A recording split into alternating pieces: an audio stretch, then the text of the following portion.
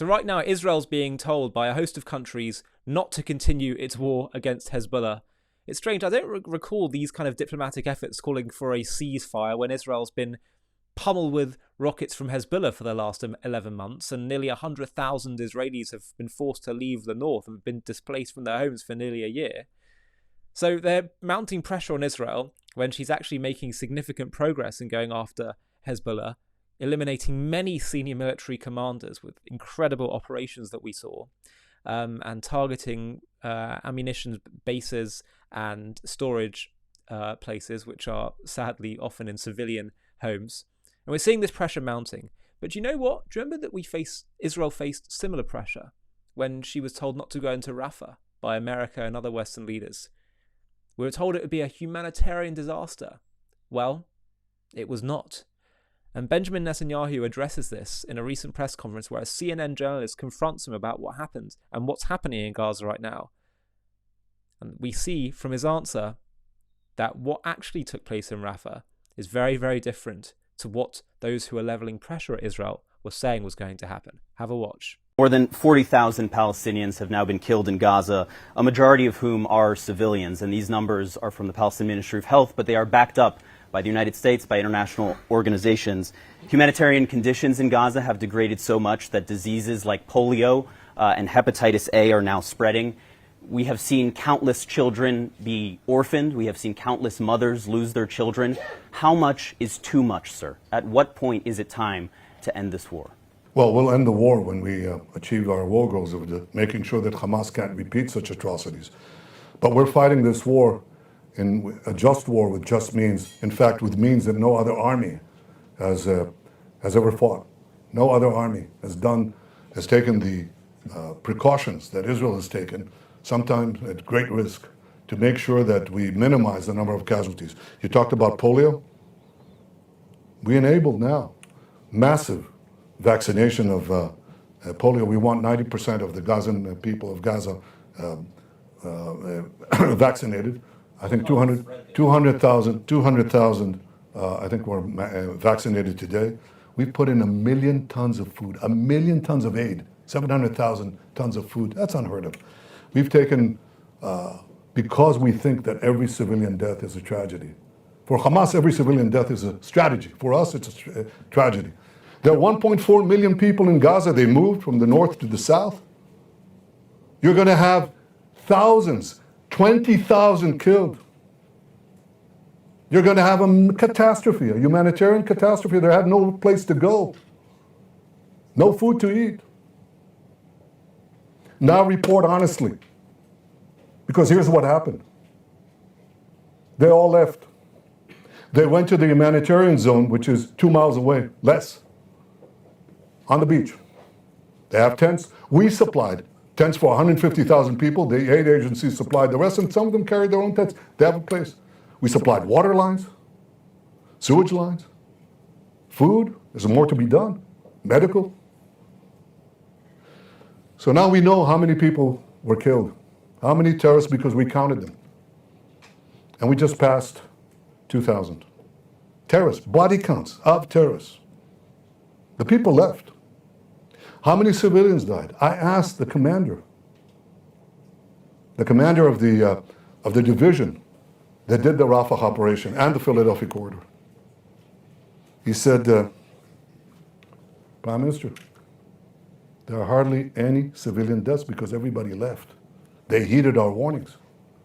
But he said there were probably 24, and most of them occurred, 24, and most of them occurred when one of our bombs hit a Hamas ammunition depot that was planted inside a residential area.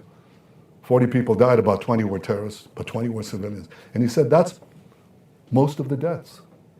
That's the lowest ratio of non-combatants to combatants in the history of urban warfare.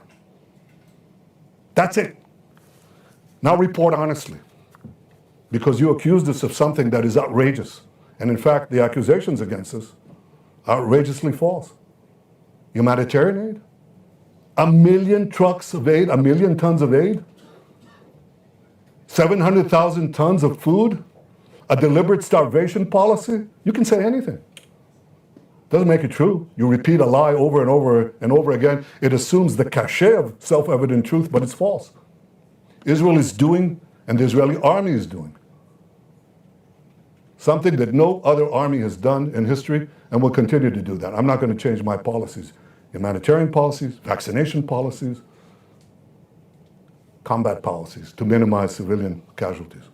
So there we go. We saw so much pressure from Israel not to go into Rafah. And what happened? They were able to target Hamas. And it seems like most of the non-combatants, I'm not even going to refer to all of them as civilians, because many people who are not direct combatants are complicit with Hamas and supporting them, teaching their kids to become martyrs, working with Hamas and hiding munitions in their homes, allowing tunnels and tunnel entry points to be under their buildings. We know there's mass support for what happened on October 7th among the Arab population of Gaza and Judea and Samaria. So we have to at least acknowledge that. But of course, there are innocent people caught up in this. But I make no apologies, and Israel should make no apologies for that. She has to do whatever she needs to do to protect her people who started this and have always started this since Israel's founding and even before Israel's founding. It was not about a legitimate grievance of displacement. No. They went to war before there was all this displacement that occurred in 1948. Likewise, before there was an occupation in Judea and Samaria, which Israel has every right to be in. But before there was the occupation, the Arabs went to war in 1967. So the point is, Israel's doing whatever she needs to do, and she proved the critics wrong in how she went about it in Rafah. And so there's a big lesson here that we shouldn't be so intimidated by the threats and by the pressure leveled at Israel.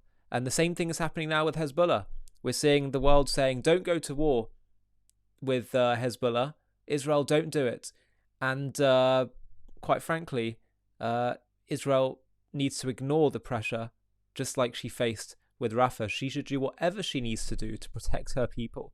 They're calling for a ceasefire between Hezbollah and Israel. It's funny, they never called for a ceasefire these last 11 months when Hezbollah were lobbing rockets at Israel. Only now, when Israel responds. One other thing I'd say is at the very start, we saw the journalists say, how many deaths will be too many? I've always found this a bizarre line of questioning. I mean, if Netanyahu said 80,000, that would be too many. So let's say you're 80,001 away from ending the war and you stop at 80,000 because that's your arbitrary target. It's ridiculous. The difference between war and genocide is that war is when you respond to people trying to kill you. Genocide is when they're trying to destroy you and kill you. Genocide is when there's peace between two sides and one says we're going to rise up and destroy the other side. War is when the other side responds to that threat. And so it's not a question of numbers. So let's be clear. In World War II, if the Nazis didn't surrender after the bombing of Dresden and those other German cities, and the Allies had to keep fighting, and the death toll went higher and higher and higher, even if you had a majority of Germans having to be killed in order to end the war against the Nazis, it would have been legitimate. And it would not have been a genocide. For as long as it is trying to destroy the genocider, the aggressor, it is legitimate. So I think that the main point of this video is to take heed of what happened here. Israel faced a huge amount of pressure and she didn't cave in. And we should do the same now. Now, if you've come to the end of this video, I have a request to ask of you. Some people haven't made it to the end of the video, so the fact that you're still here means that you're engaged in JTV content. JTV has been growing over the past few years, but specifically since October 7th. Now, we are getting a really, really significant impact. I see people regularly now who tell me they see the content, they're sharing it, it's making waves. And it's not just making waves in the pro-Israel Jewish world, it is reaching far, far beyond that. But I think we could be massively expanding the impact that we have. And we could grow at a far faster rate. But in order to do that, I have a bit of a vision for how we can do that faster. And that is, I'd like us to start being a pro-Jewish, pro-Israel version of other channels and outlets that you see, like Vox and Vice News and even things like Daily Wire and Novara Media and all these things that you see around the world that come from different political standpoints and religious standpoints. I want that to be something that we have for the JTV pro-Jewish, pro-Israel world. I want JTV to have a far wider variety of content and reach. So my vision is to have a bunch of presenters like me that can be from other walks of life that will cover different areas of Israel and Judaism and Jewish life. So to have more shows like what I do, and also to start producing more documentary content and other complementary content. I have a whole wish list of ideas and topics, but in order to do that, we're going to need to really build a team.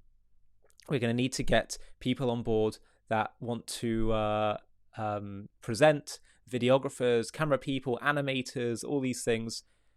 And my plan is to create such a thing that will rapidly, exponentially grow JTV. But in order to do that, we're going to need to look at fundraising. Of course, that's the only way that these things can really happen.